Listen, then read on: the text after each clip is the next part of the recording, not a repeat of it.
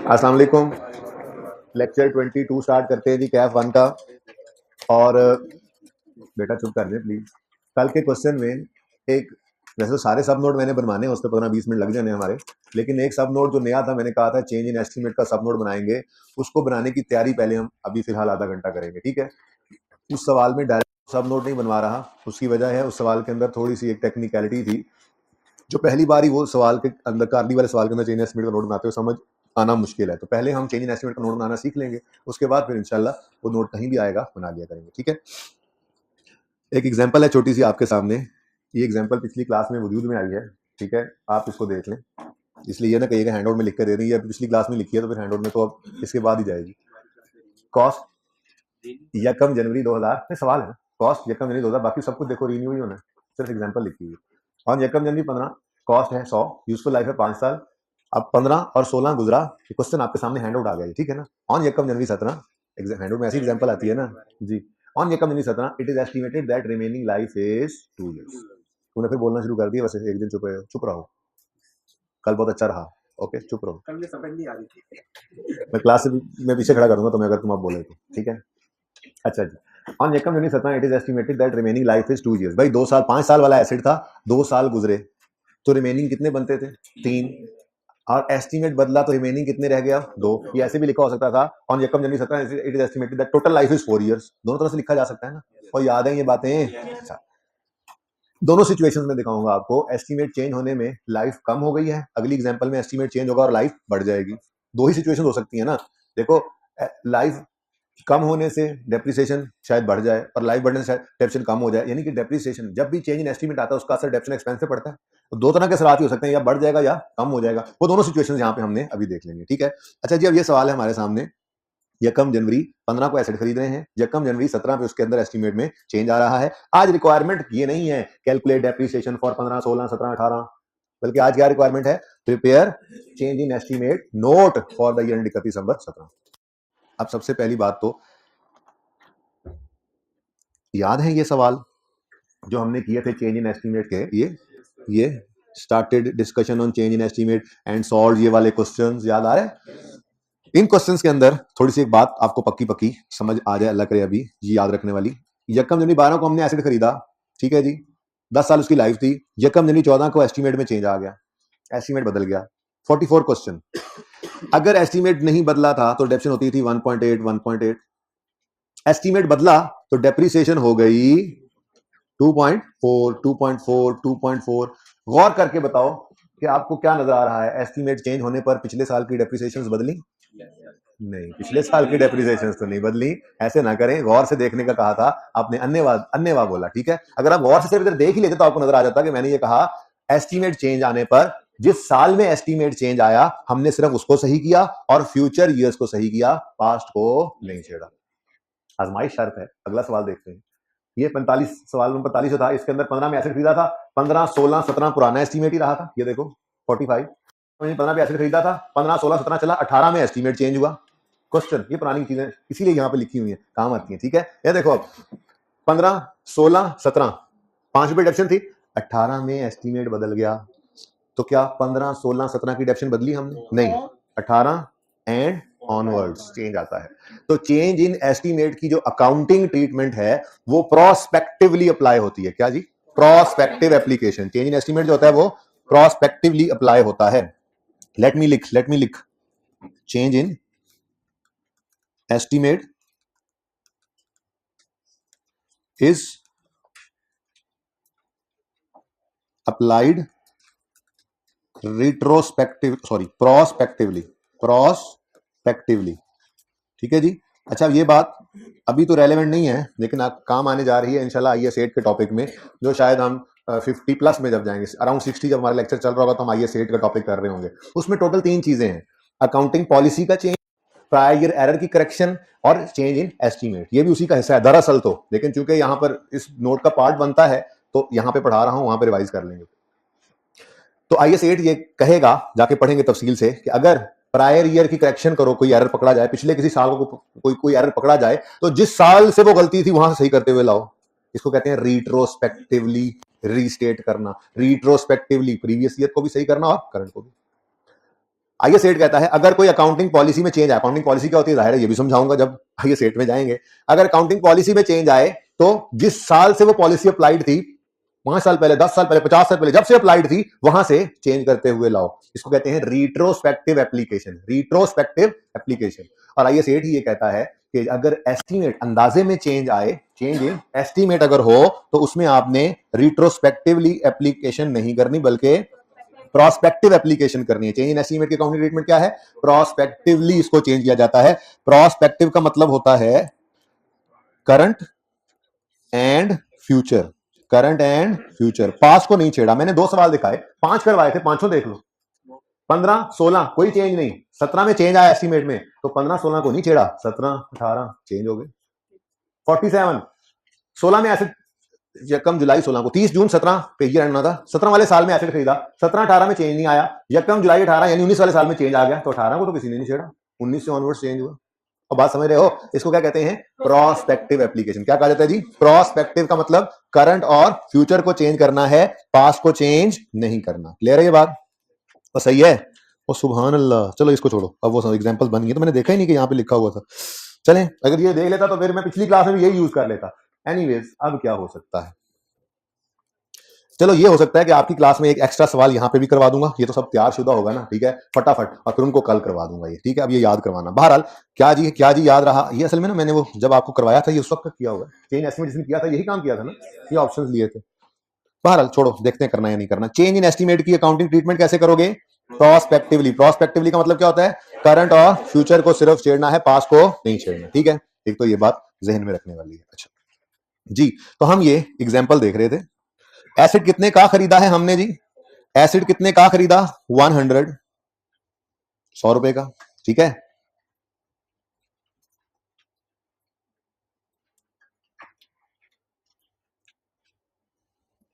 ₹100 का एसिड खरीदा। अब ये एसिड होना है डेप्रीशिएट। सवाल खामोश है तो स्ट्रेट लाइन मेथड लगाएंगे। बोलो, स्ट्रेट लाइन मेथड का फॉर्मूला कुछ याद है? अच्छा, ओहो, लिख लेते हैं जी। Cost minus residual value over useful life. अच्छा जी, तो कॉस्ट कितनी है जी? 100। रेजिडुअल वैल्यू सवाल में गिवन नहीं है, मैंने आज आने भी नहीं रेजिडुअल वैल्यू। नोट के अंदर थोड़ी सी चेंज आती है तो वो शायद आइए सेट में जाकर ले आए रेजिडुअल वैल्यू को, तब तक ये बगैर रेजिडुअल वैल्यू नोट ना सीख लेंगे ना, रेजिडुअल वैल्यू में से एक लाइन ऐड होनी है वो फिर देख लेंगे, ठीक है। इसको समझना है। यूजफुल लाइफ कितनी जी? 5 बेटा, 15 किसने बोला? ये लाइफ, यूजफुल लाइफ लिखिए साथ 5 जी। डेप्रिसिएशन कितनी आ गई? यानी हम यूं सोच रहे थे कि अगले 5 साल इस एसेट को हम 20-20 रुपए करके डेप्रीशिएट करेंगे। ये हमारा गुमान था, ये हमारी सोच थी, ठीक है। और ये सोच 2 साल तक सही भी रही कि फिर यकम जनवरी 17 को गड़बड़ हो गई। गड़बड़ क्या हो गई? इस दिन खड़े होकर वैसे रिमेनिंग लाइफ नजर आ रही थी 3 साल, लेकिन एस्टीमेट बदल के कितनी रह गई? 2। वैसे ये भी लिख सकता था, मैंने आपको बोला वो यूं भी लिख सकता था कि टोटल लाइफ जो है वो 4 रहेगी। बहरहाल इसका मतलब क्या हुआ? इसका मतलब ये हुआ कि अब डेप्रिसिएशन ये रहेगी, ये अब नहीं रह सकती डेप्रिसिएशन, ठीक है। इनफैक्ट तीसरा साल ही उड़ गया, जिंदगी से इसके तीसरा साल ही उड़ गया। जिस दिन एस्टीमेट में चेंज आता था, अगर आपको याद हो तो आपको सिखाया था, उस दिन खड़े होकर बुक वैल्यू कैलकुलेट करते हैं। कैसे करेंगे जी book value calculate? Cost minus depreciation आज तक की, तो 100 में से 20 और 20 40 गए तो बाकी कितने बच गए? 60। ये 60 is the book value at the date of change in estimate, ठीक है। अब ये फॉर्मूला में क्या चेंज आता था, कुछ याद है? Book value at the date of change in, कुछ यादें ताजा हो रही? Book value at the date of change in estimate minus revised residual value over remaining useful life. Remaining life कर लें जी। तो बुक वैल्यू कितनी है? रिवाइज रेजिडुअल वैल्यू पहले ही कोई नहीं थी। रिमेनिंग लाइफ सवाल ने कही कितनी? 2 साल, ठीक है। तो डेप्रिसिएशन कितनी बन गई? 30 और 30, ठीक हो गया जी। ये ऐसे ही सीखा था ना, लेकिन पर्चे में ऐसे नहीं करना होता। अच्छा अब खैर छोड़ें, पर्चे में क्या करना है वो देखते हैं। ये हम मौजूद हैं जी, इस वक्त ये हम मौजूद हैं 2017 के अंदर, 2017 के एंड पे खड़े हैं ना, जिसके स्टार्ट में एस्टीमेट चेंज हुआ था और उसके एंड पे सवाल हमें कह रहा है कि आप एस्टीमेट चेंज का नोट बना दो, यूजर को बता दो कि क्या कुछ मामलात हुए हैं। ठीक है, तो ये हमारा रेलेवेंट ईयर है, ऐसे ही है, बोलो। अब एस्टीमेट चेंज, वो मैंने वर्किंग वो वाली नहीं की, तफसील वाली, बस इस तरह से बना दिया। एस्टीमेट चेंज का नोट बनना है, जरा ध्यान से देखिएगा। सबसे पहले तो आपने ये जो बात हुई है अंग्रेजी में लिख के बतानी है। बताओ जी, अंग्रेजी में लिखो, क्या होगा, क्या लिखोगे? आप बताओगे क्या लिखोगे, बोलो और बोलो गूंगो। During the year life of asset change from 5 to 4 साल, या रिमेनिंग लाइफ लिखनी है तो लिखो remaining life of asset change from 3 to 2 years. ये बात लिखनी को मुश्किल थी, मुंह चूक के बैठे थे। तो सबसे पहले क्या करोगे, company name, notes of financial statement for the end 31/17 और नोट का नाम लिख दिया चेंज इन एस्टीमेट। हाँ, अगर ये पीपीई के नोट के सब नोट के तौर पे बनाना है तो वो तो फिर ऑलरेडी चल रही होगी नंबरिंग, जैसे कल चल रही थी कुछ 7.6 जो भी था 4, 5 वो लग जाएगा, लेकिन फिलहाल तो ये अलग अलग सवाल है ना। ठीक है, तो ये नोट नंबर आ गया, नोट का नाम आ गया। अब सबसे पहले हम क्या लिख रहे हैं जी, हम अंग्रेजी में ये लिख रहे हैं जो ऊपर वकूफ पजीर हुआ वो यूजर को लिख के बता रहे हैं। ड्यूरिंग द ईयर 2017 लिखने की जरूरत है कोई? ऊपर क्या लिखा हुआ है, फॉर द ईयर 31/17, नीचे मैंने लिख दिया ड्यूरिंग द ईयर, तो बस काफी है। During the year life of acid, बल्कि रिमेनिंग लाइफ, एक सवाल में रिमेनिंग लाइफ कर देते हैं, अगले एग्जांपल में टोटल वाला लिख लेंगे, दोनों तरह से लिख सकते हैं, मैं ये बताना चाह रहा हूं। ठीक है, remaining life of acid, remaining life of acid, वो जो एसिड होगा सवाल में लिखा हुआ, इसमें तो एसिड लिखा हुआ है ना, बस मैंने कॉस्ट ऑफ एसिड लिख दिया। वो सवाल के अंदर लिखा होता है कंप्यूटर, अगर तो हम लिखेंगे रिमेनिंग लाइफ ऑफ कंप्यूटर, सवाल में लिखा होगा बिल्डिंग, लिख देंगे रिमेनिंग लाइफ ऑफ बिल्डिंग। ठीक है ना, वो एसिड का नाम लिख देंगे। बहरहाल फिलहाल तो general remaining life of asset change from 3 to 2 years. ठीक हो गया जी। अच्छा, अब मुझे बताओ, अगर लाइफ बदल गई है, यानी एस्टीमेट में चेंज जो आया है, उससे एस्टीमेट चेंज की वजह से क्या चीज बदल जाती है? डेप्रिसिएशन एक्सपेंस बदल जाते हैं। इधर देखो, डेप्रिसिएशन 1.8 थी, एस्टीमेट चेंज हुआ तो 2.4 हो गई, और तो कुछ नहीं बदला, ना कॉस्ट बदली ना कुछ और, बस डेप्रिसिएशन एक्सपेंस बदलता है, यानी पैटर्न ऑफ डेप्रिसिएशन बदल जाता है बस। ठीक है, चेक करो, डेप्रिसिएशन 5 थी, एस्टीमेट बदला तो डेप्रिसिएशन क्या हो गई 10। इसका मतलब एस्टीमेट में चेंज आए तो क्या चीज बदल जाती है? डेप्रिसिएशन क्या है? एक्सपेंस है। अच्छा, अगर एक्सपेंस बदले तो प्रॉफिट भी बदल जाता है। बस ये इंपैक्ट यूजर को हमने बताना है कि ये जो एस्टीमेट चेंज हुआ है इस वजह से, क्योंकि एस्टीमेट चेंज वजह से क्या बदलता है? डेप्रिसिएशन। हम ये बताते हैं कि जी एस्टीमेट चेंज की वजह से हमारे साल की डेप्रिसिएशन बढ़ने कम होने की वजह से प्रॉफिट पे क्या असर पड़ा। ठीक है, तो एक लाइन आगे आ गई, और उस लाइन में आप क्या लिखोगे, the effect of this change, the effect of this change on profits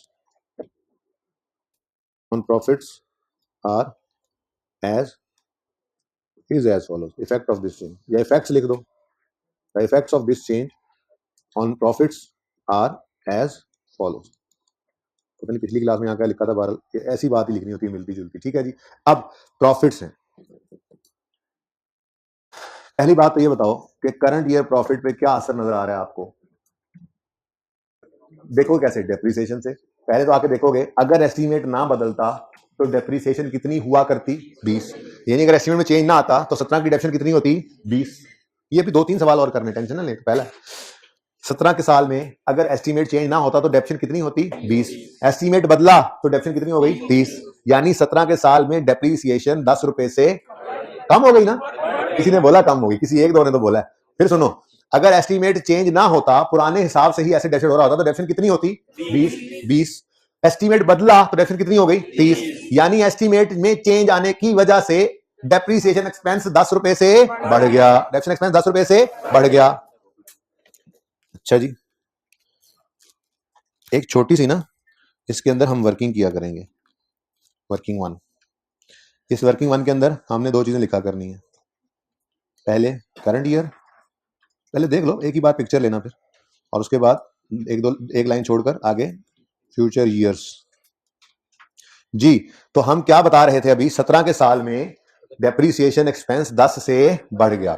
मुझे ये बताओ, अगर डेप्रिसिएशन एक्सपेंस बढ़ गया है, अगर डेप्रिसिएशन एक्सपेंस, इधर देखो वर्किंग है ना, ये डेप लिख लो, एक्स लिख लो, तीर तूर लगा लो, काम चल जाएगा। ठीक है ना, वर्किंग है ना। डेप्रिसिएशन एक्सपेंस 10 रुपए से बढ़ गया, इसका असर प्रॉफिट पे क्या पड़ेगा? बोले प्रॉफिट एक्सपेंस के बढ़ने से प्रॉफिट, तो प्रॉफिट 10 से कम हो गया। ये बात समझ आती है? अच्छा, अब पर्चे में क्या करना है, पहले ये सुन लो, प्रूफ बाद में करते हैं, ठीक है ना।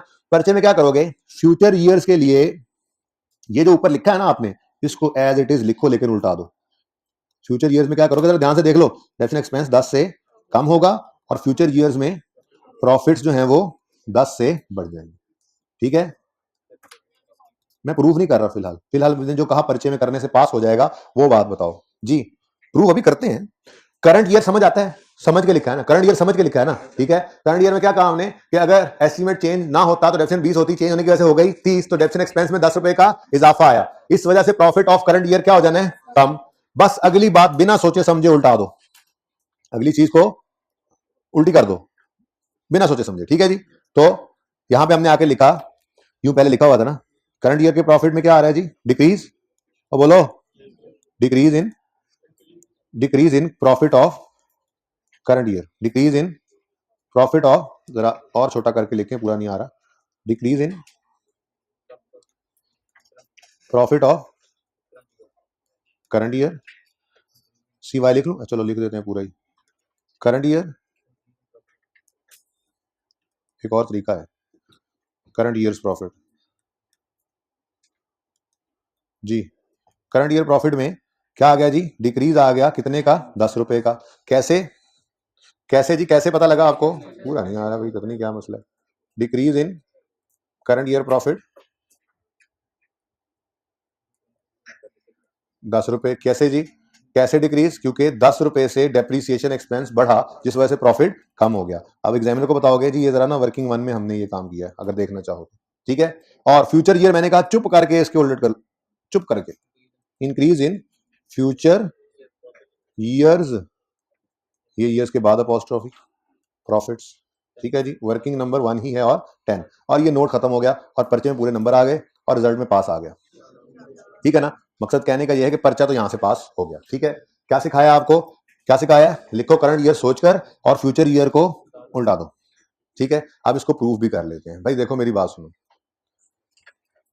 ये जो बोतल है इसमें जितना पानी है इतना ही निकलेगा, इससे ज्यादा नहीं निकल सकता ना।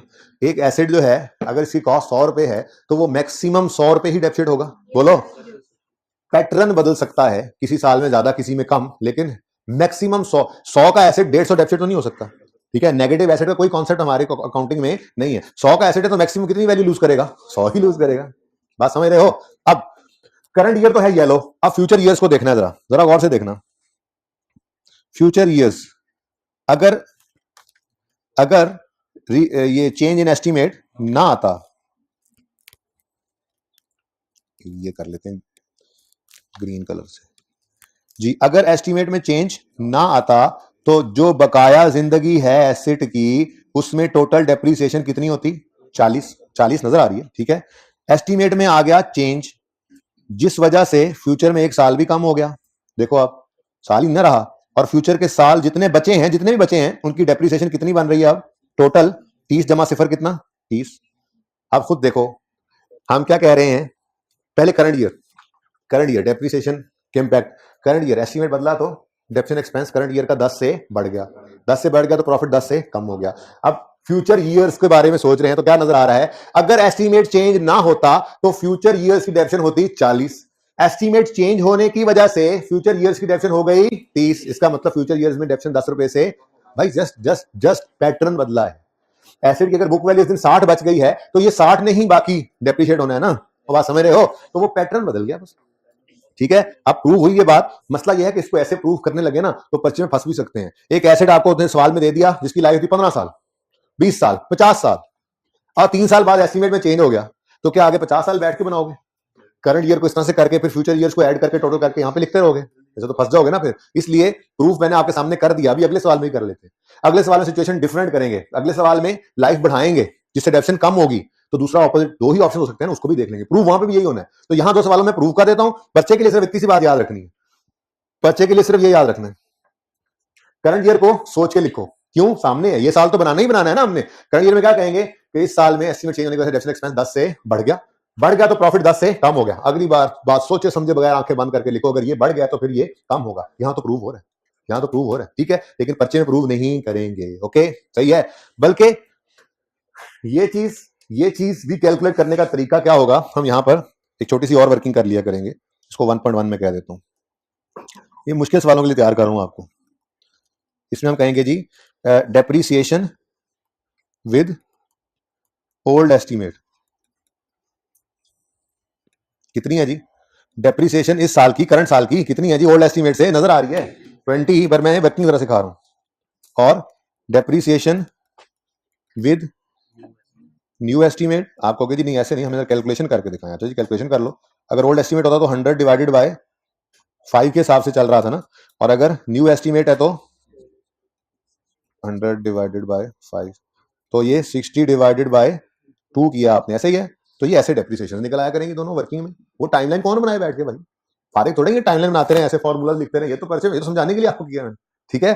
तो ऐसे छोटी सी वर्किंग करेंगे जी। ओल्ड एस्टीमेट के हिसाब से डेप्रिसिएशन बनती थी 20, नए एस्टीमेट के हिसाब से बन गई 30, तो फिर एस्टीमेट चेंज की वजह से डेप्रिसिएशन 10 से बढ़ गई है, कम हो गई है? बढ़ गई है, तो इंक्रीज इन डेप्रिसिएशन। अब ये लिखा हमने, वर्किंग है, इंक्रीज इन डेप्रिसिएशन, ठीक है जी। कितने से? 10 रुपए से। अगर बताना एग्जामिनर को तो बता दो 1.1 में मैंने ये कैलकुलेट किया, ठीक हो गया। डेप्रिसिएशन बढ़ी तो प्रॉफिट कम हो गया। अगले को सोचे समझे बगैर हमने उल्टा के लिख देना है। प्रूव होगी ये बात भाई? जाओगे फिर तुम्हें सवाल पूछना, इसको जवाब दो। सवाल नहीं पूछना तुमने जी बच्चों। ये है आपका चेंज इन एस्टीमेट का नोट। देख लो अगला सवाल बाद में देखते हैं, उसके अंदर मैंने इसको उल्टा दिया है, यानी कि लाइफ इस साल में 1 साल कम हुई थी ना सवाल में, ठीक है। और अभी अगला सवाल करते हैं, उसमें एस्टीमेट ऐसे चेंज करते हैं कि लाइफ बढ़ा देंगे। यानी कि एस्टीमेट चेंज के दो असरात हो सकते हैं, या डेप्रिसिएशन को बढ़ा देता है या कम कर देता है। अभी डेप्रिसिएशन को बढ़ाने वाला सीन हमने देख लिया है। अब जो भी चीज बदले, चाहे रेजुअल वैल्यू बदले, चाहे मेथड बदले, चाहे लाइफ बदले, दो ही इंपैक्ट हो सकते हैं एस्टीमेट चेंज के। या तो डेप्रिसिएशन को बढ़ा देगा वो एस्टीमेट चेंज, या कम कर देगा। हमने डेप्रिसिएशन को बढ़ाने वाला ऑप्शन देख लिया कि उसकी ट्रीटमेंट क्या है, कम करने वाला इसके बाद देखते हैं। इसमें कोई क्वेश्चन है तो पूछ लें। यहां तक परे परे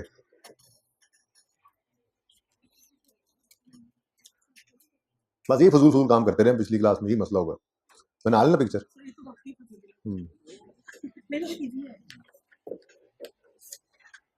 अच्छा जी सुने, एग्जाम्पल चलें आगे। एग्जाम्पल 2 देखें जी। अब जरा क्विकली करते हैं इसको। एग्जाम्पल 2, यकम जनवरी 18 पे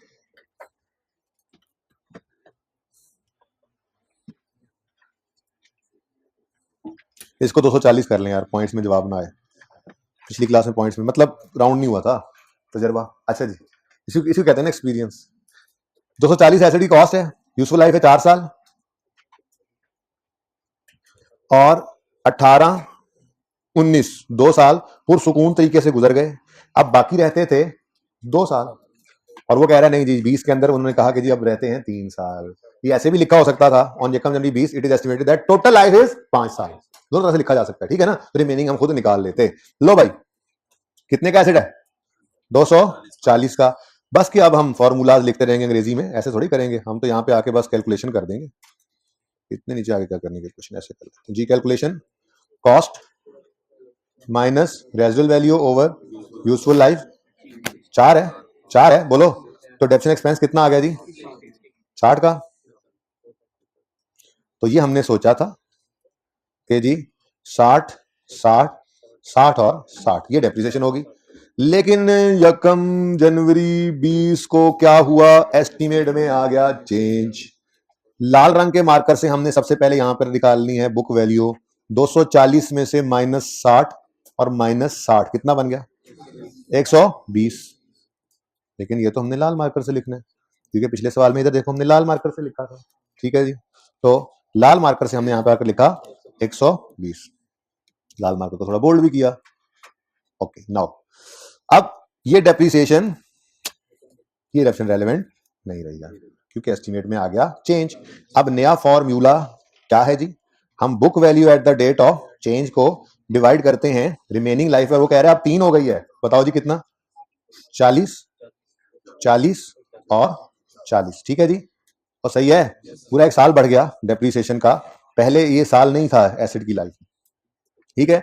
अब हम खड़े कौन से साल में हैं? बोलो, खड़े कौन से साल में हैं? और देखो, prepare note of change in estimate for the 31 दिसंबर 2020। खड़े कहां पे हैं? तो इसको कर देता हूं मैं येलो आपके लिए, जैसे पिछले सवाल में किया था येलो, ठीक है। ताकि बिल्कुल एक, सिर्फ हमने क्या किया है, इफेक्ट को बदल दिया, इफेक्ट बदल दिया, ठीक है ना। तो ओहो चलो जी, अब सिर्फ करंट ईयर को देखेंगे पर्चे के लिए, तो काफी है बात इतनी कि करंट ईयर को देखेंगे और फ्यूचर को उल्टा देंगे बस, ठीक है। चलो जी, पहले अंग्रेजियां मारते हैं जी, बोले जी, अब तो आप मार लेंगे अंग्रेजियां, बोले बोले बोले ड्यूरिंग द ईयर। अच्छा, पिछली दफा रिमेनिंग लाइफ बोली थी ना, इस दफा टोटल लाइफ देखना सीख लेते हैं, ठीक है। During the year total life of acid, total life of asset change from 4 to 5 years। अच्छा, अगर मेथड बदल जाए तो क्या लिखेंगे, method of depreciation change from straight line to reducing balance. रेजिडुअली बदले तो कहेंगे रेजिडुअली चेंज फ्रॉम इतने, तो जो चेंज होगी वो लिख देंगे, ठीक है। अच्छा, फुल स्टॉप। उसके बाद the effect of this change on the effect of this change on profits is as follows. अब देखो भाई, करंट ईयर और फ्यूचर ईयर होगा, ऐसे ही है। करंट ईयर पूरा लिखना आपने, profits of future year, profits of current year, ठीक है जी, पूरा लिखना, सीवाई नहीं लिखना आप, ठीक है। अब इनमें इंक्रीज या डिक्रीज होना है, ओके। अच्छा जी, अब छोटी सी एक वर्किंग करते हैं। वो वर्किंग क्या है जी, करंट ईयर सीवाई लिख लेना था, चलो, और फ्यूचर ईयर, फ्यूचर ईयर्स। हाँ जी, अब सिर्फ करंट ईयर को देखो, अगर एस्टीमेट चेंज ना होता तो डेप्रीसिएशन 60 होती, एस्टीमेट बदला तो डेप्रीसिएशन 40, यानी एस्टीमेट चेंज की वजह से डेप्रीसिएशन एक्सपेंस जो है वो 20 रुपए से कम हो गया, डेप्रीसिएशन कम हो गई 20 से, और डेप्रीसिएशन कम होने की वजह से प्रॉफिट बढ़ गया 20 से, ठीक है जी, डन। अब ये करंट ईयर है, और फ्यूचर ईयर्स को बस खामोशी से, प्रॉफिट पे इंपैक्ट लेना ना, बस खामोशी से इसको उल्टा दो, डेप्रीसिएशन को चुप करके बढ़ा दो और प्रॉफिट को चुप करके कम कर दो। ये तो ज़बानी भी हो सकता था, ये वर्किंग पर्चे में ना भी करें तो, ये तो इसलिए वर्किंग करवाई है क्योंकि रेजुअल वैल्यू ने जब यहाँ आना है ना, रेजुअल वैल्यू का चेंज भी जब आना है ना इसी सवाल के अंदर, तो फिर फ्यूचर ईयर्स के अंदर एक और लाइन आइटम पड़ जाएगा रेजुअल वैल्यू का, तो ये उसकी तैयारी असल में कराई है। आसान चीज सीख रहे हैं ना, बता मुश्किल पे जब आती है तो पता ही आपको, बेस तो हम ऐसे ही बनाते हैं चीजों की, ठीक है। लो भाई, तो करंट ईयर प्रॉफिट में क्या आया, इंक्रीज, कितने का जी, 20 का, और फ्यूचर ईयर प्रॉफिट में क्या आया जी, डिक्रीज, कितने का, 20, ठीक है। हाँ, आप कहोगे जी हम कौन सा टाइमलाइन बना रहे हैं, हम तो ये वर्किंग वैसे करना सिखाएं हमें, तो यार वैसे कर लेते हैं। आप कहेंगे depreciation with old estimate, depreciation with old estimate. अच्छा जी, अब ओल्ड एस्टीमेट पर तो डेप्शन थी तो 240 डिवाइडेड बाय 4 के हिसाब से चल रहा था 60 आता, तो depreciation with new estimate 120 divided by 340 आ गया। अब मुझे बताओ, न्यू डेप्रीसिएशन 40 है, ओल्ड 60 होती, तो फर्क है 20 का, 20 से डेप्रीसिएशन बढ़ी है या कम हुई है, कम हुई है, ओके। तो टाइमलाइन नहीं बनानी, ये ऐसे काम करना है हमने पर्चे में, ठीक है। यहाँ पे 20 के साथ हम लिख देंगे वर्किंग 1.1, डन। बोलो, तो पर्चे के लिए नोट बन गया, बस नोट में ये वर्किंग ना भी करो, ज़बानी भी कर सकते थे, लेकिन ये चीज चाहिए नोट के अंदर जो मैंने लेफ्ट साइड पे लिखी हुई, ओके। हाँ, वैसे हम प्रूव कर लेते हैं भाई, हमने ये बात की कि करंट ईयर में एस्टीमेट चेंज होने की वजह से करंट ईयर में तो डेप्रीसिएशन 20 रुपए से कम हो गई है, लेकिन अगर फ्यूचर ईयर्स का आप हिसाब लगाएं तो पुराने एस्टीमेट के हिसाब से डेप्रीसिएशन अगले रिमेनिंग साल्स में 60 होती, लेकिन एस्टीमेट चेंज होने की वजह से अब रिमेनिंग साल्स में 40 और 40 80 बन गए। देखो ना, एस्टीमेट चेंज हुआ, अब इसको साइड में कर दो, फ्यूचर ईयर्स ये हैं, करंट ईयर में डेप्शन 20 से कम हो गई, ठीक है। अब फ्यूचर ईयर्स में डेप्शन चेक कर लेते हैं, अगर एस्टीमेट चेंज ना होता तो फ्यूचर ईयर्स में डेप्रीसिएशन कितनी होती, 60 जमा 0 60, और अगर एस्टीमेट चेंज हो गया तो ये कितनी हो गई है 80, तो फ्यूचर ईयर्स में डेप्शन 20 से बढ़ जाएगी। यही मैंने कहा है कि चुप करके लिख लो, काम ही कोई नहीं। तो क्या हुआ, साल बढ़ रहा है तो क्या हुआ, क्या हुआ, हमने तो एसेट की किधर, सवाल किधर से आ रहा है बेटा, हमने इस एसेट की कॉस्ट को जितना उसने फायदा देना है उस पे बांट के एक्सपेंस आउट करना है। तो यही हम भी कह रहे हैं कि साल फायदा बढ़ गया है तो इसके एक्सपेंस को भी इस साल तक बढ़ा, यहीं पे ना खत्म कर लेना। एस्टीमेट चेंज हुआ है, 100 रुपया ही डेफिसिट हो रहा है ना बेटा, देखो 240 सॉरी 240 60 60 60 60 होना था, अब क्या हो गया 60 60 40 40 40, हो तो वही 240 ही डेफिसिट रहा है। डेप्रीसिएशन एक्सपेंस क्या है, जैसे जैसे एसेट फायदा दे रहा है उसकी कॉस्ट को वैसे वैसे एक्सपेंस आउट करो। तो पहले सोच रहे थे कि 4 साल फायदा देगा, लेकिन इस साल में आगे सोचा नहीं नहीं नहीं अभी 3 साल और देगा, 60 60 से करेंगे तो 2 साल बाद फायदा फिर भी बचा होगा, कॉस्ट खत्म हो जाएगी डेप्रिसिएशन करने के लिए। तो वही आप वाली बात को सही करने के लिए ये किया हमने चेंज इन एस्टीमेट। ठीक है, लो भाई पिक्चर ले लो,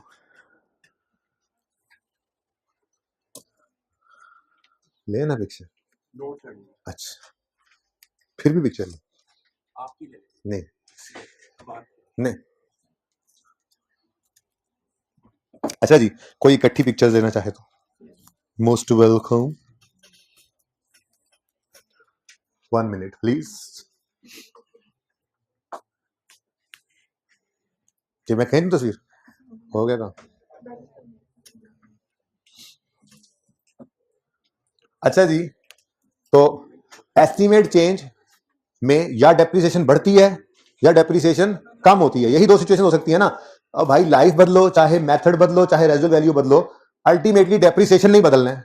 और बदलने का मतलब क्या है, या बढ़ेगी या कम होगी। कोई तीसरी सिचुएशन सेम रहेगी तो फिर तो एस्टीमेट चेंज है ना हुआ। ठीक है, तो सेम डेप्रिसिएशन जो रहनी है उस वजह से आप सॉरी डेप्रिसिएशन चेंज होना है प्लस में या माइनस में, बढ़ना है या तुम्हें डिस्टर्ब कर रहे हो यार, पीछे भेज दूंगा तुम्हें, बल्कि निकल जाओ चलो थोड़ी देर पीछे, आधा घंटा जाओ पीछे, रास्ता दो यार इसको। चल बेटा चल चल, तुझे पता है तू क्या कर रहा था, चल ना यार जल्दी कर ले भाई, शक्ल बना के जाना है, पॉज करना जरा जी, इंसान बन के बैठो। ठीक है, ये उनको बताया मैंने। अच्छा जी, बहुत इसके मैंने कैमरा बंद करके जो मैंने इसकी हालत की है ना, ओए होए। अच्छा जी चलें। अच्छा जी, चेंज इन एस्टीमेट की मैं बात ही कर रहा था कि मैक्सिमम पॉसिबिलिटीज दो ही हैं डेप्रिसिएशन। पहली बात, एस्टीमेट चेंज होना, एसिड की एसिड से रिलेटेड 3 तरह के एस्टीमेट हैं जो चेंज होते हैं, वरना तो और बहुत सारे एस्टीमेट्स हैं अकाउंटेंट्स जो लगाते हैं। एस्टीमेट एसिड के हिसाब से 3 तरह के चेंज हो सकते हैं, जिसका असर डेप्रिसिएशन पे पड़ता है, या बढ़ेगी या कम होगी, दोनों सिचुएशंस आपके सामने हैं। करंट ईयर को देखा करेंगे, फ्यूचर को उल्टा दिया करेंगे, ये आपका नोट है। ओके सही है। अब रेजिडुअल वैल्यू को मैंने आज पिछली क्लास में एंटर नहीं किया है, बहुत आसान। अब वो रेजिडुअल वैल्यू वाला काम शायद आइए सेट में जाकर करवाऊं, फिलहाल जरूरत नहीं है किसी सवाल के अंदर ऐसा नोट बनाने की, फिलहाल जरूरत हमें नहीं पड़ेगी जिसमें रेजिडुअल वैल्यू भी चेंज हो रही है। ओके, तो इसको हजम करें, उसके बाद फिर आगे बढ़ते हैं जी। ये तो बहुत आसान है भाई, इसका तो जवाब में सवाल करना ही नहीं चाहिए। ये इसको मैंने भाई प्रूव कर दिया है, क्लास के बाद पूछ लेना। और किसी को सवाल है जी बताएं। ओके,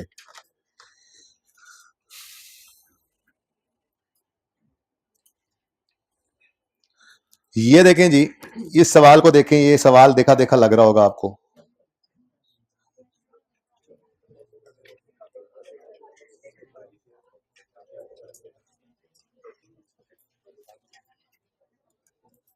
अब तो देखा देखा लग रहा होगा। इसको जरा मैच कर लें एक बार, ये 650, 1100, 158.07 और 67.2, यही फिगर्स हैं आपके नोट में, जरा एक बार गौर कर लें। ठीक है, और उसके आगे ये मेजरमेंट बेसिस भी आ गई। ठीक हो गया, तो ये नोट मैंने आप क्लास में कल बनवा दिया था। ठीक है, लकीली ये नोट पिछली दफा के नोट्स में से इधर निकल आया, तो बड़ा फायदा होगा पिछली क्लास में। पिछली दफा थोड़ा सा तबीयत की खराबी की वजह से बोर्ड की बजाय इधर कर रहा था सवाल में उन दिनों में, तो खैर ये सवाल उन दिनों का किया हुआ काम कैसे आ गया, इसके सब नोट्स कल बनाना रह गए थे। कितने बच्चों ने घर पे ट्राई किया इनको, यकीन मानो पिछली क्लास में आप लोगों से डबल थे बच्चे जिन्होंने घर पे सब नोट्स बनाए खुद से। ओके, फिर कहते हैं हम नालायक नहीं है, ये तो वही बात होगी, हम पागल नहीं है। हर पागल यही कहता है, ऐसे ही हर नालायक यही कहता है। ले भाई, ये 3 सब नोट्स मैंने कहा था अगर सवाल में रीवैल्यूएशन आ जाए तो ये 3 सब नोट्स लाजमी हैं। पहला, लास्ट रीवैल्यूएशन कब हुई। दूसरा, अगर रीवैल्यूएशन ना होती तो बुक वैल्यू क्या होती। अगर रीवैल्यूएशन ना होती तो बुक वैल्यू क्या होती, कल लिखा था हमने। ठीक है, दूसरा सब नोट ये। तीसरा सब note, movement in revaluation surplus. तो मैंने कहा है कि ये अगर रीवैल्यूएशन आ जाए तो ये 3 सब नोट्स मस्ट हैं, लाजमी बनेंगे। उसके अलावा हर सवाल के 1-2 सब नोट्स मुख्तलिफ होते रहा करेंगे, वो जरूरत के हिसाब से। चेंज एस्टीमेट आए तो उसका सब नोट बनाना सीख लिया, अगर कैपिटल वर्क इन प्रोग्रेस आ जाए तो उसकी मूवमेंट बना लेंगे, ऐसे ही कैपिटल वो बोरिंग कॉस्ट जब पढ़ लेंगे तो उसका डिस्क्लोजर सब नोट बनाना सीख लेंगे। वो तो जैसे जैसे आते जाएंगे सीखते चले जाएंगे। लेकिन अगर रीवैल्यूएशन है तो ये 3 सब नोट्स लाजमी। ठीक है, बाकी ये तो मैं इसको नंबर 5.1 दे दिया है, लेकिन लास्ट टाइम तक मैं इसको नंबर ही नहीं देता था, 5.1 इसको बोलता था। मैं बच्चों को ये कहता था कि ये तो समझो नोट की मेन बॉडी ही है। ठीक है ना, तो लेकिन आईक्यू में सॉल्यूशन में 5.1 किया हुआ था तो फिर मैंने भी दफा कर दिया। फर्क कोई नहीं पड़ता, नंबर पूरे ही मिलते हैं उससे भी, लेकिन चलो एक जैसा हो जाता है जरा काम। अच्छा जी, अब ये 3 सब नोट्स जो आपने बनाने थे माशाल्लाह से आपने नहीं बनाए एज यूजुअल। ठीक है जी, तो ये सवाल किधर है, यही है ना, ये यही सवाल था ना जो हमने कल किया। ठीक है, अब सारा नोट बन गया, सवाल कर लिया हमने, सारा नोट बन गया, यहां तक बुक वैल्यूज निकल आई, ये सब आपने लिख लिया। अब सब नोट्स आगे शुरू हो रहे हैं। सबसे पहला सब नोट है, असल में ना स्टैंडर्ड की रिक्वायरमेंट जो है, मैं डिस्क्लोजर पढ़ाऊंगा आपको अंग्रेजी में जाके। स्टैंडर्ड की रिक्वायरमेंट है, आप दो चीजें बताओ, एक इफेक्टिव डेट ऑफ रीवैल्यूएशन, आखिरी रीवैल्यूएशन कब हुई थी, और दूसरा whether an independent valuer was involved. ये दोनों बातें स्टैंडर्ड की रिक्वायरमेंट है कि बताओ। अब कल वाले सवाल के अंदर नहीं, परसों वाले सवाल के अंदर तो इंडिपेंडेंट नाम अवेलेबल था, ठीक है, या आज टेस्ट वाले सवाल के अंदर इंडिपेंडेंट नाम अवेलेबल होगा, ठीक है। लेकिन इस सवाल के अंदर, मतलब कहने का यह है कि अब आईकैप के सवालों के अंदर भी आपको नाम मिलेगा, ऐसा नहीं होता कि नाम ना मिले, लेकिन इस सवाल के अंदर नहीं लिखा होता। सिर्फ क्या लिख दिया था इन्होंने, during 15 following transaction took place on 31 December 15, land building were revalue to 1750, of this amount 650 related to land, बाकी building original cost 500, remaining life is 40 साल। कहीं पे ये नहीं लिखा कि किसने रीवैल्यू किया, लिख देता तो वो नाम हम लिख लेते हैं। कहीं पे ये नहीं लिखा कि इंडिपेंडेंट है, खामोश हो तो हम यही अज्यूम करते हैं कि इंडिपेंडेंट रीवैल्यूअर ही है। अब नॉर्मैलिटी को वो सवाल में बताएगा, अगर वो नहीं बोल रहा कि जिसने रिवैल्यू किया इंडिपेंडेंट है या नहीं है, सवाल में नहीं लिखा हो तो मतलब इंडिपेंडेंट ही है भाई। ये आमतौर पर यही होता है, हम किसी फुप्पो के बेटे से, खाला के बेटे से रिवैल्यू नहीं करवाते अपने एसेट्स को। इंडिपेंडेंट बंदा होना चाहिए, एक्सपर्ट होना चाहिए जो रिवैल्यू करेगा एसेट्स को, ठीक है ना। तो चले बहरहाल, अब क्या हो सकता है। अब वैसे तो पर्चे के अंदर सिर्फ इतना लिख देना बहुत बहुत है, क्या, last revaluation was performed on 31 December 15। अब इन सवाल की इंफॉर्मेशन के मुताबिक इतनी बात काफी, और इस पे पूरे नंबर मिल जाएंगे क्योंकि उसने कोई बात लिखी नहीं हुई। हाँ, लेकिन अगर खामखा तकलीफ हो रही है, ऐड करना ही चाह रहे हो कोई बात, तो इतना सा लिख दो, bye 31 December 15 bye ABC XYZ, ठीक है, an independent firm of valuers. Okay, ये मैंने वैसे जबरदस्ती लिखवाया आपको, अगर नहीं लिखोगे तो कोई जरूरत नहीं है, आईकैप नंबर नहीं काटेगा क्योंकि उसने सवाल के अंदर खुद नहीं लिखा हुआ, ठीक है। लिख देगा तो फिर आप भी लिखेंगे, जैसे टेस्ट वाले सवाल में आज लिखा होगा, जैसे पास पेपर में लिखा हुआ मिलेगा आपको, ठीक है, तो आपने भी लिखना है, इसके नंबर होते हैं। डन हो गया। नेक्स्ट क्या था, नेक्स्ट क्या था, अगर रिवैल्यूएशन ना होती तो बुक वैल्यू क्या होती, had there been no revaluation. असल में ना ये दो सवाल ऐसे हैं, फैम और कार्ली, बहुत मुश्किल एडजस्टमेंट को इसमें नहीं डाला गया वैसे आईकैप की तरफ से, लेकिन ये दो ऐसे सवाल हैं, ये दोनों अच्छे तरीके से आ जाएं तो आप नोट वाला सवाल 50-60% हर सवाल करने के काबिल हो जाते हो। इसलिए इनके ऊपर समझ लो, मैंने आज ये तकरीबन तीसरा दिन है इसके ऊपर, ठीक है, 2 सवालों पे लग रहा है, कोई बात नहीं, इसको मुकम्मल करेंगे तसल्ली से, क्योंकि ये ऐसे सवाल हैं जो पासिंग मार्क्स आपको नोट के सवाल में दे जाते हैं, ठीक है ना। बाकी तो फिर प्रैक्टिस है, मुश्किल से मुश्किल सवाल करेंगे, इंटीग्रेशन करेंगे, और अगले टॉपिक्स पर 36 पढ़ेंगे 7 शामिल, 23 पढ़ेंगे 7 शामिल, 20 पढ़ेंगे 7 शामिल, ये होते जाएंगे शामिल इंशाल्लाह, ठीक है ना। इस टॉपिक के अंदर नोट के अंदर ही चीजें ऐड होंगी, ठीक है। तो वो सवालों के अंदर पास पेपर में आ रहे हैं, लेकिन उसके अलावा भी तकरीबन मैं आपसे अर्ज कर रहा हूं कि 50-60% तक सवाल सही सॉल्व करने के काबिल हो जाते हैं आप, प्रोवाइडेड पिछले 19 लेक्चर्स का नॉलेज भी हो आपके पास, वो जो हम सीख के आए वही कर रहे हैं, आप देख रहे हैं। एक बच्चा क्लास में कहने लगा सर एक्सचेंज की ट्रांजेक्शन हमने नहीं की नोट में, तो जब आएगी तो करेंगे, तो आ जाएगी तो क्या मसला होगा, जाने वाला ऐसे डिस्पोजल वाली क्रेडिट कर दोगे कॉस्ट, आने वाले को एडिशन में लिख दोगे, राइट, उसकी डेफिनेशन को, सब कुछ वैसे ही है, बस नोट में जो आपने नॉलेज गेन कर लिया हो बस उसको प्रेजेंटेशन उसकी जो है वो इस तरह से करनी है और कुछ नहीं है। तो कॉन्फिडेंट रहे, ठीक है। टेस्ट के अंदर पूरी जान मारनी है, 1 साल का नोट हो 2 का हो, आपने पूरी जान मारनी, पूरी जान मारनी, समझ आए ना आए पूरी जान आएगी समझ इंशाल्लाह, ठीक है। Had there been no revaluation, वैसे मैंने आप लोगों को जो होमवर्क दिया था उसके अंदर भी सवाल में 2 ही रिवैल्यूएशन, मतलब 2 साल की ही नोट बनाना था शेर दिल वाले में। अच्छा, एक बात वैसे बातों में याद आ गई, बुक अवेलेबल होगी है, काइंडली वो आज लाजमी ले लीजिएगा, कल से नहीं हैंड आउट दूंगा मैं।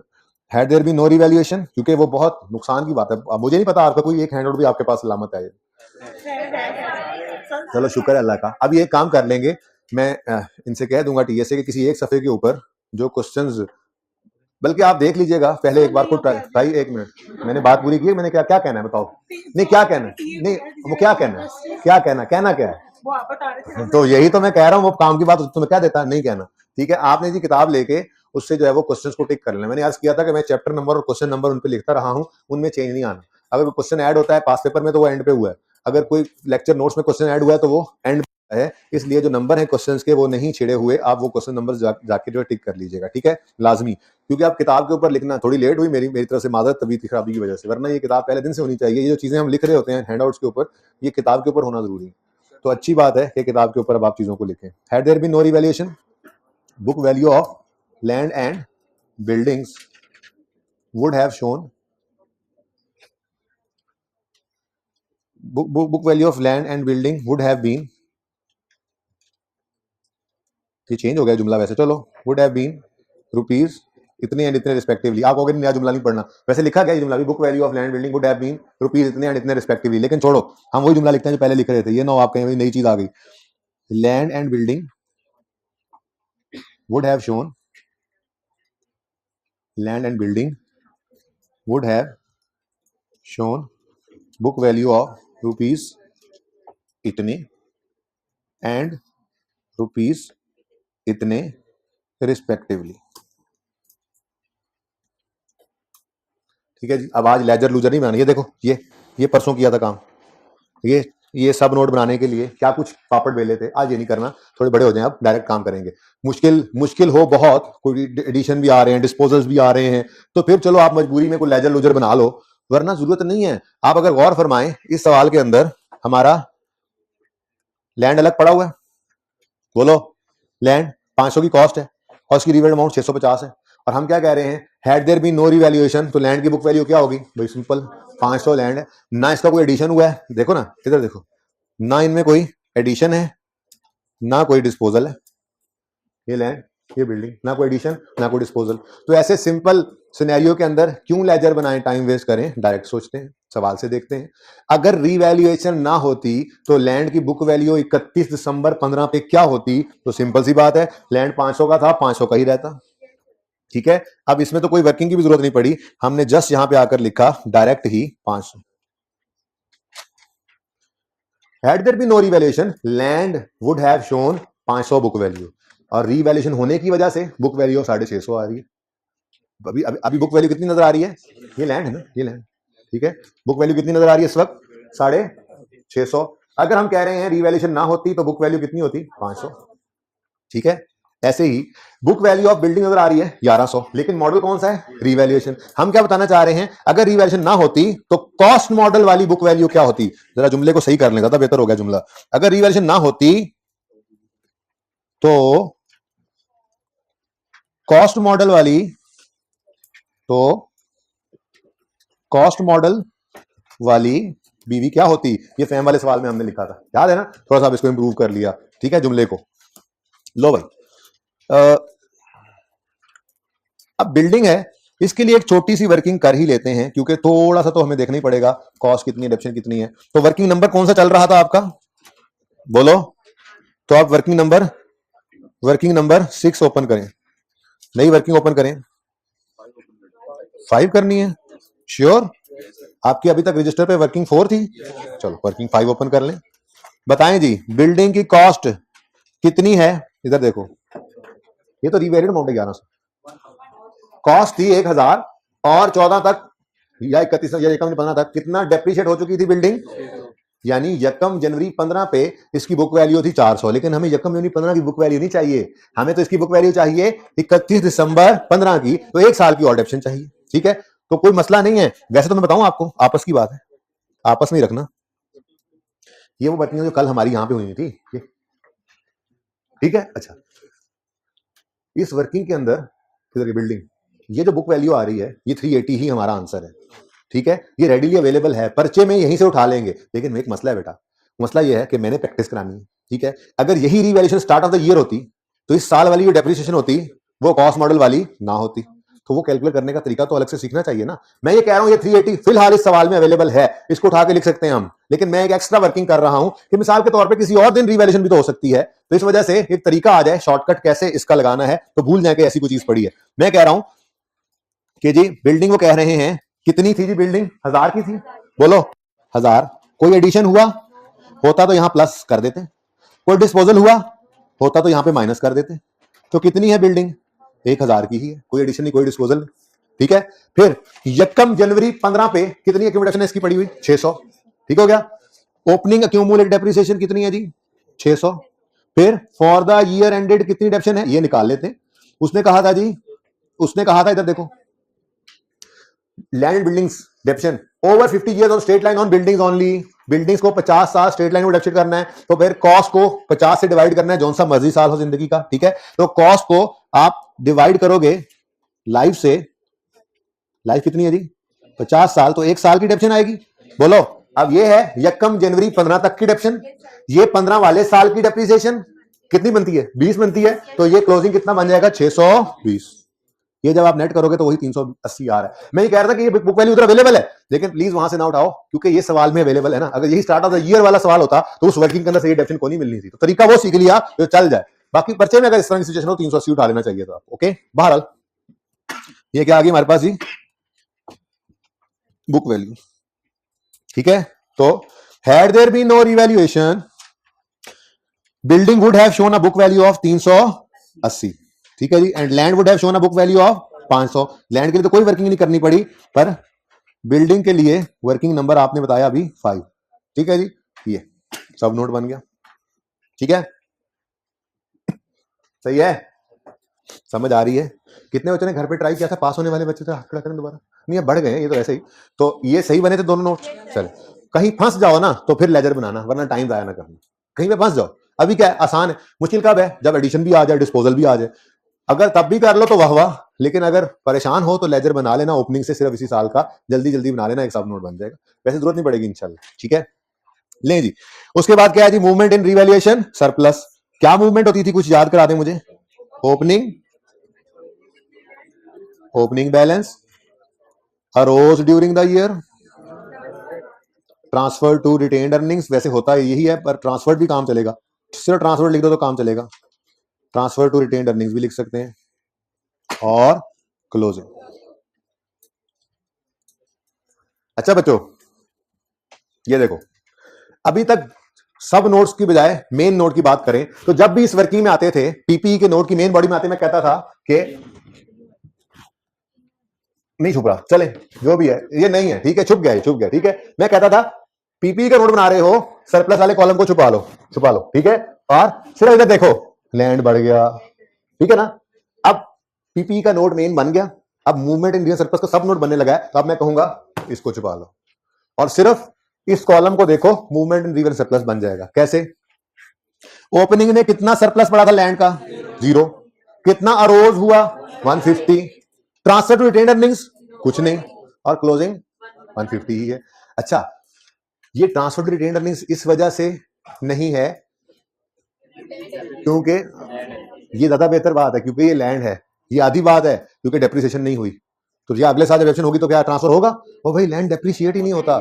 ये start of the year revaluation थी, तो इसमें से कुछ भी ट्रांसफर नहीं होना था, लैंड का रिवैल्यूएशन सरप्लस सिर्फ तब जाएगा जब एक्चुअल में लैंड बिक जाएगा, तो सारा उठाकर रिटेन्ड अर्निंग में फेंक देंगे, या कोई लॉस आएगा सरप्लस को खा जाएगा, तब ये गायब होगा, वरना अपनी जगह पे कायम दायम रहता है, ठीक है ना। तो ये बात सही नहीं है कि डेप्रिसिएशन नहीं हुई इसलिए ट्रांसफर नहीं हुआ, भाई डेप्रिसिएशन होती हुई तो लैंड का सरप्लस कहीं नहीं जाना था, क्योंकि लैंड ने डेप्रिशिएट नहीं होना था, तो इंक्रीमेंटल एक्शन का भी सवाल पैदा नहीं होना था, खामोश होकर बैठे, ठीक है जी। तो opening 0, opening balance 0, arose during the year 150, transfer to retained earnings कभी भी नहीं होगा, क्लोजिंग भी 150, ठीक हो गया। नेक्स्ट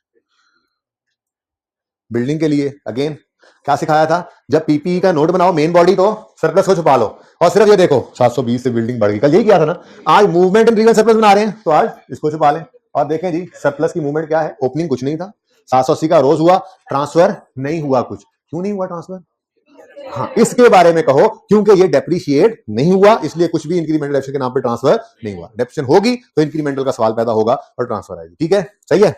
तो ओपनिंग 0, अरोज 720, ट्रांसफर्ड 0 और क्लोजिंग 720, ले जी।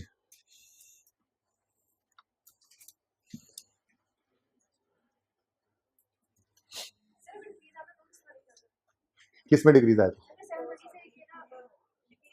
अच्छा उसको जब आएगा ना तो फिर मैं इस फॉर्मेट के अंदर डाल दूंगा, वैसे करना कुछ भी नहीं होता, अरोज या एडजस्टेड का लफ्ज लिख देते हैं हम, ठीक है, कि वो अच्छा इसी साल आके जा भी सकता है तो फिर ट्रांसफर्ड की फिगर के अंदर आ जाता है, लेट इट कम, सवालों में आएगा आने वाले दिनों में, फिलहाल सिंपल लेकर चलते रहे। वैसे हम यूं कर दिया करते हैं अरोज स्लैश एडजस्टेड, एडजस्टेड मतलब क्या होता है, भाई आया नहीं सरप्लस, लॉस आया उसको खा गया तो वो माइनस आ जाता है यहाँ पे एडजस्टेड में, प्लस माइनस, लेकिन ये लेट इट कम फिलहाल नहीं है ना, ये चलने दें, ठीक है, ये कंफर्टेबली समझ आ रहा है, वो भी आएगा कंफर्टेबली समझ इंशाल्लाह, लेकिन फिलहाल नहीं है। During the year. यही तो मैं कह रहा हूँ, एग्जामिनर को पता ना लगे कि डीटीवाई क्या है, उसको नहीं पता लग सकता, क्योंकि एब्रीविएशन तो हमारे अपने अपने होते हैं। ठीक है, मैं डीटीवाई लिख दिया है, हो सकता है सर आसिफ क्लास में डीवाई लिखते हो ड्यूरिंग ईयर एंड, एक बात कर रहा हूँ, तो अब वो डीवाई लिख रहे हैं, मैं डीटीवाई लिख रहा हूँ, दोनों का मतलब क्या ड्यूरिंग द ईयर। तो एब्रीविएशन तो हर किसी के अपने अपने होते हैं, इसलिए एग्जामिनर को नहीं पता लगता, तो आप ना लिखा करें एब्रीविएशन, ये मैं आपको समझाता हूँ। अच्छा, चेंज इन एस्टिमेट जी, चेंज क्या हुआ, method of providing depreciation from straight line to reducing balance. ठीक है, तो अंग्रेजियां मारते हैं during the year, during the year. यही फजूल फजूल काम हम करते रहे आज, सारी क्लास गुजर गई, देखा आपने, कुछ भी नहीं किया आज। एक तो अकाउंटिंग की क्लास में टाइम बहुत जल्दी गुजर जाता है मेरा, तो आप लोगों को तो नहीं गुजरता, मुझे पता है, आप लोग तो कहते हैं या अल्लाह माफ कर। During the year, method of depreciation of computer has changed from straight line to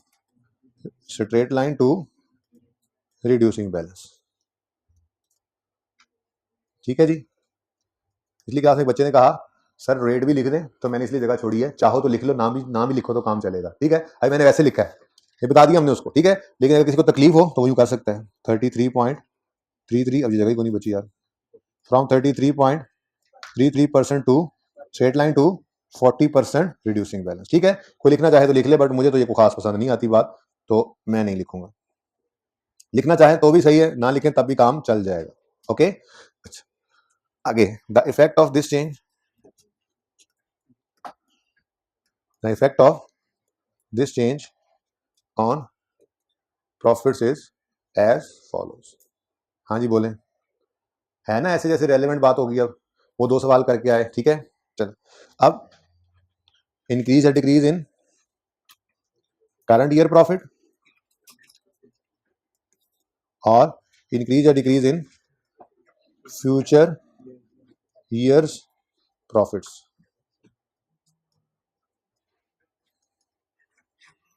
working number तो अब मेरे ख्याल में 6 बनेगी, ऐसे ही है ना। चलें 1 मिनट लगाएं, फिर 1 मिनट लगाएं, करें। आप लोग नोट ही करी जा रहे हैं सुबह से बैठे मुंह उठा के, कुछ आपने खुद किया ही नहीं। क्या मुंह दिखाएं घर वालों को आज जाके, क्या मुंह दिखाएंगे आज, हमने कोई भी काम खुद से नहीं किया। जल्दी करें।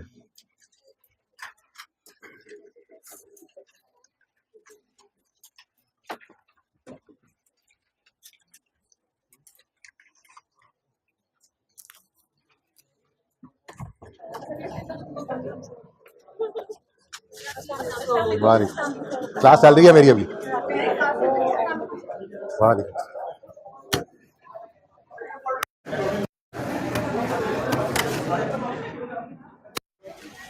समझ आ रहा है?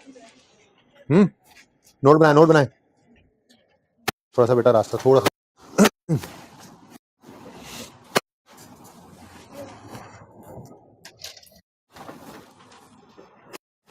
शाबाश शाबाश शाबाश शाबाश।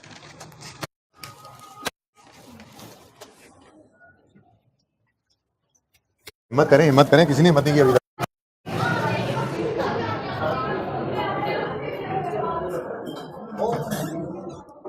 हाँ जी, काम शाम कोई नहीं हो रहे, मोबाइल नाल खेडिया जा रहे हैं।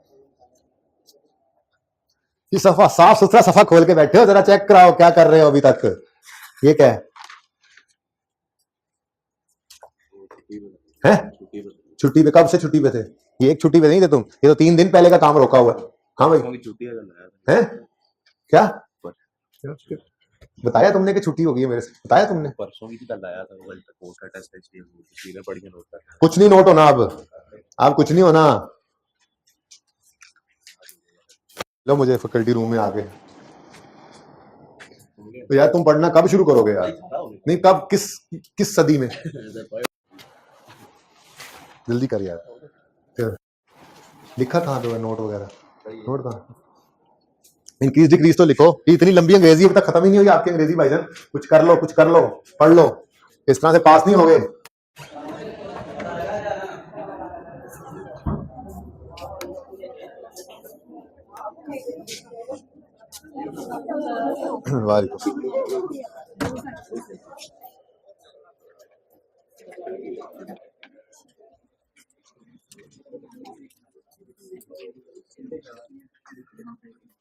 जी अब वो टाइमलाइन वगैरह नहीं बनानी हमने बैठ के। इधर देखें जी, करंट ईयर डेप्रिसिएशन और फ्यूचर ईयर डेप्रिसिएशन निकालने के लिए पहले हम क्या करेंगे, डेप्रिसिएशन का इंपैक्ट निकाल लेंगे। ठीक है, तो डेप्रिसिएशन विद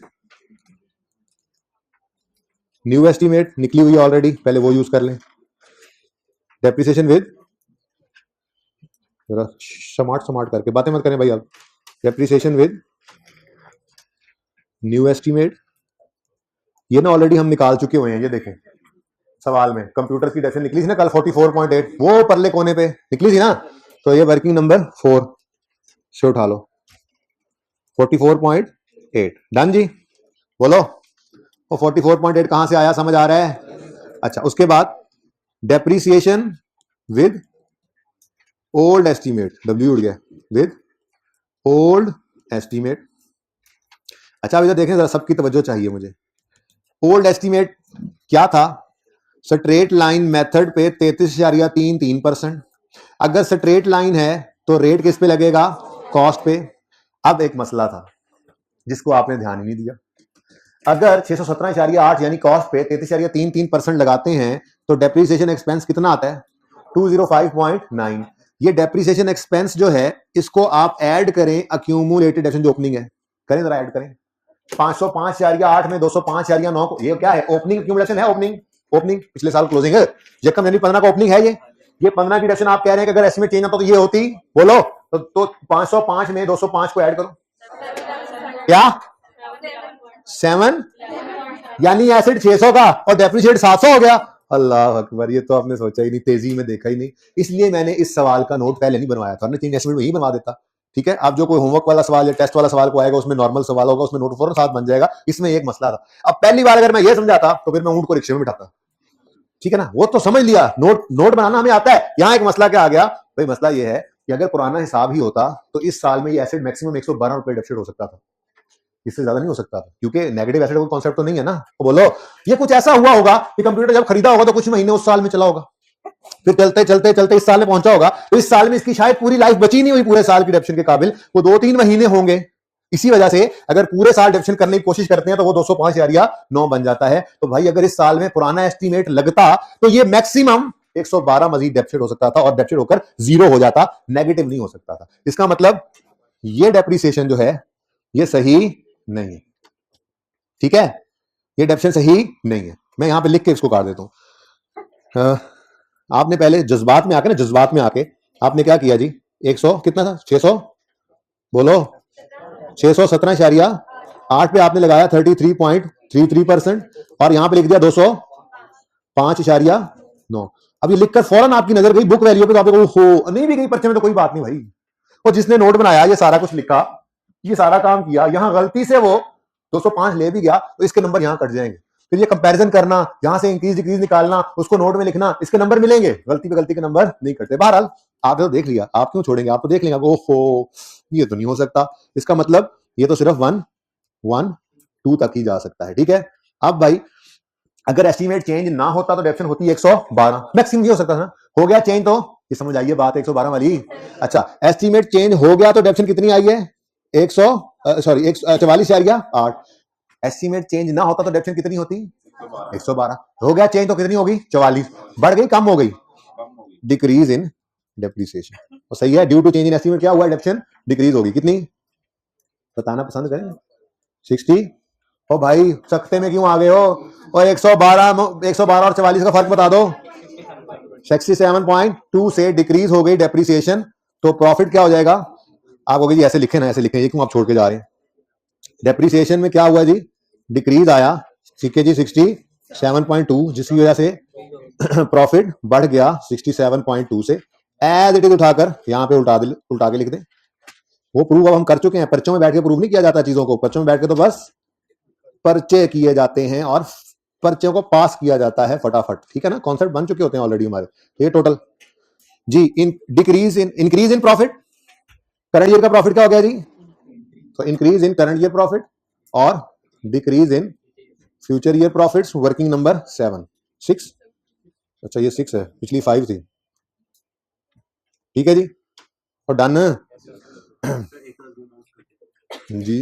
अच्छा 67.2 और 67.2 ये जी आपके सब नोट्स हैं जो रहते थे। ठीक है जी, ये last evaluation was perform movement area surplus. पहले इसको बना ले, किसी ने पिक्चर बनानी है तो इस तरफ दूर वाले बच्चों के लिए।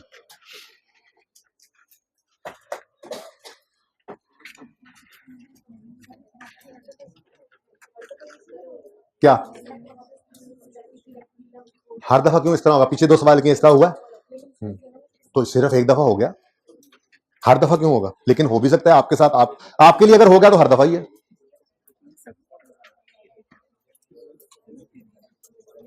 अच्छा जी, अब होमवर्क के सवाल को दोबारा होमवर्क में करना है, लेकिन पहले ओपन करें, पहले पियानो वाला सवाल ओपन करें। मैं ओपन करता हूं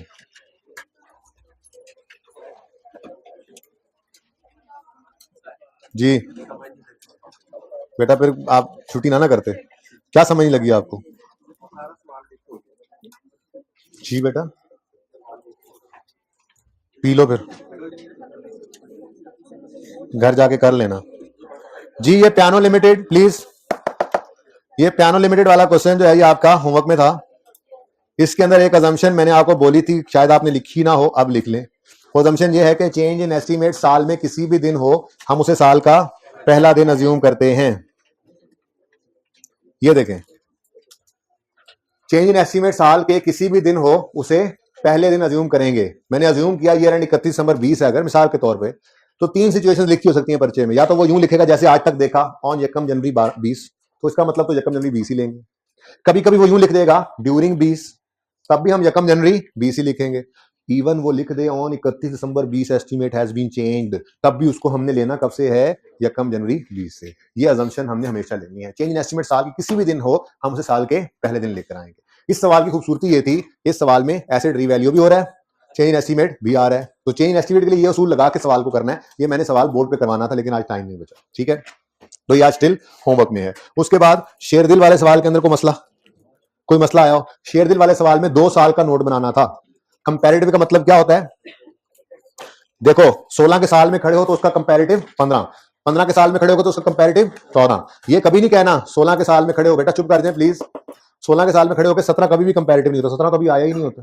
ठीक है, आपने ये 2 साल का नोट बनाना था। ठीक है, अब करना क्या है, दोनों अलग अलग सफे पे बना लो तो बेहतर है। कोई मैनेज कर सके तो बेशक कर लेना। ये सवाल भी अभी तक होमवर्क में ही है जी।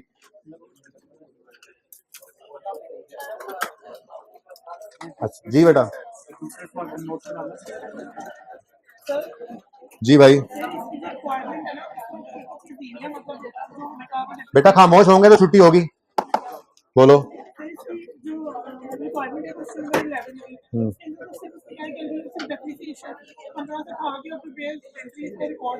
भाई ये ना साथ साथ काम करने वाले होते हैं, ये बाद में नहीं होती फरमाइशें पूरी। ठीक है ना जी भाई, रिक्वायरमेंट दोबारा पढ़ लेना, आप क्लास के बाद मुझे मिल जाए। ठीक है जी, होमवर्क के अंदर 11 और रहता है अभी कौन सा, ये नहीं ये था। अच्छा जी, मैं यार कर रहा हूं कि आपका 11 और 8 दोबारा से होमवर्क में चला गया। ठीक है जी, 11 और 8 दोबारा से होमवर्क में है। जिंदगी ये तो कल होगी मुलाकात। अल्लाह हाफिज।